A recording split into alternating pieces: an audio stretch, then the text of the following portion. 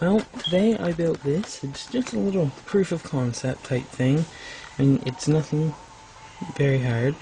But I know a guy, he's 13, and he came after school and he was a bit confused after a science lesson. They were talking about power and how power was created, and more specifically, how generators worked. Except the teacher wasn't very clear, and I mean, unfortunately most teachers aren't. They don't know much about this sort of thing. So we built one to illustrate how it worked instead of just looking at pictures and diagrams. I mean, so here. They're all three simple DC motors. I don't know what proper voltages any of them are supposed to operate at, but it's just run together. They're on this box, held down with tie straps. Now, we put our battery on here, and that powers this, which then is connected to this with this part to a worm drive gear system that just fit both of these perfectly. It was very lucky.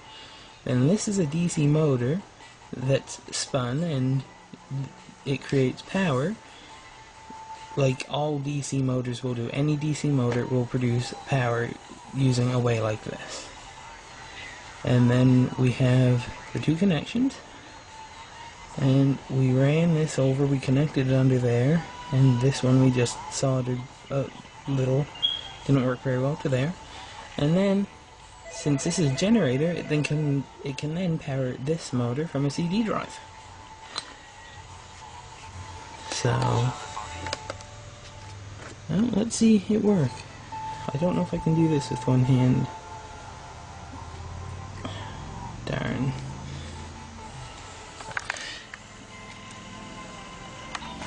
Just a moment.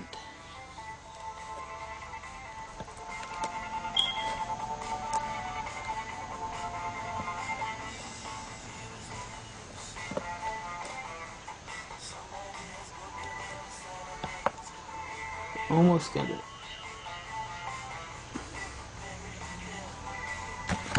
Okay, so here we have it. I'll make contact, that'll start to spin, and as that's spinning it generates power, and which causes that to spin. Now, if I then,